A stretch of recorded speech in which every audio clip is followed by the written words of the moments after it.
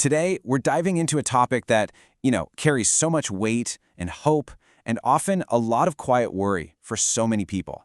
We're going to walk through the journey of delayed pregnancy, and we'll be guided by a doctor's incredibly compassionate advice that really bridges the gap between medicine and faith. It all kicks off with a question. And this isn't some hypothetical scenario. It's a real, heartfelt plea from someone who is right in the middle of this challenging path.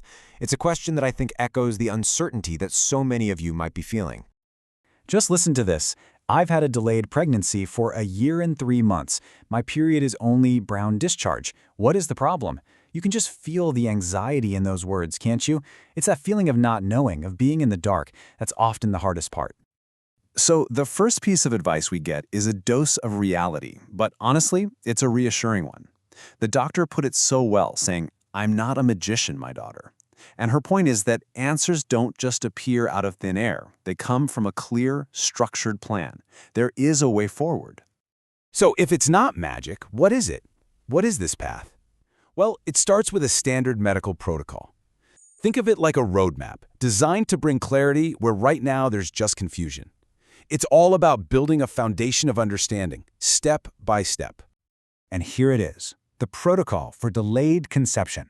It all begins after about 1 year of trying. And notice, the first step isn't just about the wife. It starts with an analysis of the husband's seminal fluid. Then, you move on to the wife's hormones, an imaging test for the uterus and fallopian tubes, and finally, monitoring ovulation. It's just a logical, step-by-step process to figure out what's going on. But sometimes, that protocol, it reveals a number. And that number can feel like a verdict, right? A final answer that just stops you in your tracks. This is where the story takes a sharp turn, from a general process to a very specific, and let's be honest, often scary diagnosis. And here's the question that brings that fear to life. My hormone level is 0.07.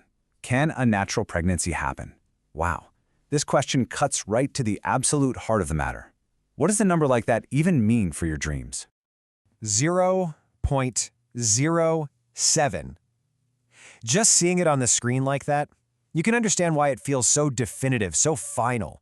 It's such a tiny number, but it carries an enormous weight.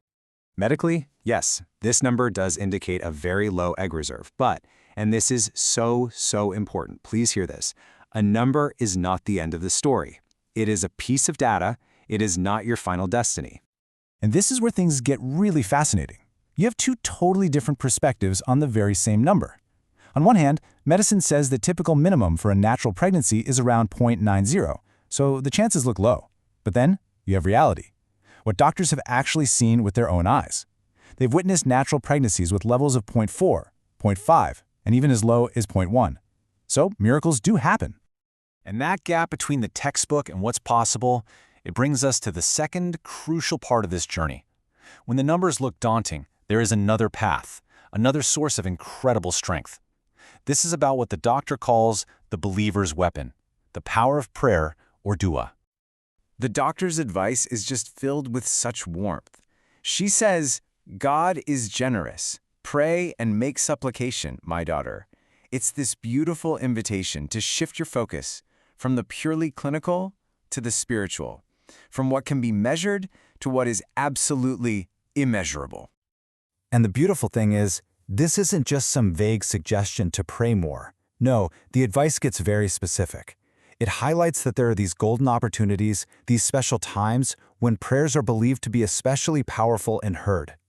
And you can see these moments laid out right here. We're talking about those blessed hours on a Friday, this sacred month of Ramadan, the unique power of a prayer from someone who's fasting, during the Hajj pilgrimage, and on holy nights like Isra and Miraj.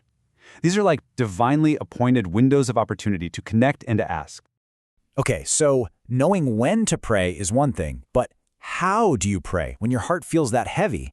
This next part is all about that raw, honest connection. It's about how you send your deepest desires from your heart straight to the heavens. The advice is profoundly simple and so deeply emotional. Cry on your prayer mat. That's it. It's a call for complete vulnerability, for letting go of trying to be strong and just pouring your heart out in the most honest way you can. And you don't need to be an eloquent poet to be heard. The doctor really emphasizes this.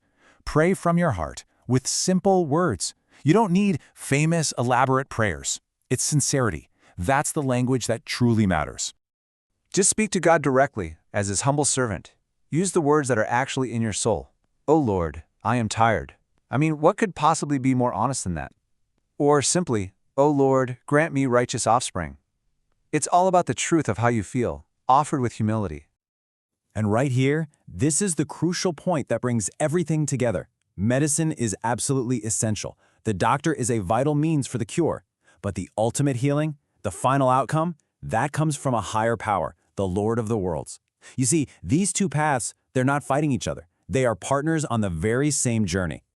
And so we end with this, a question that isn't just for the people in our story, but for anyone watching who feels the weight of their own difficult journey. It's a call to action, really. An invitation to embrace both the medical means available to you and the powerful faith that can sustain you through it all. And now, are you ready to raise your hands?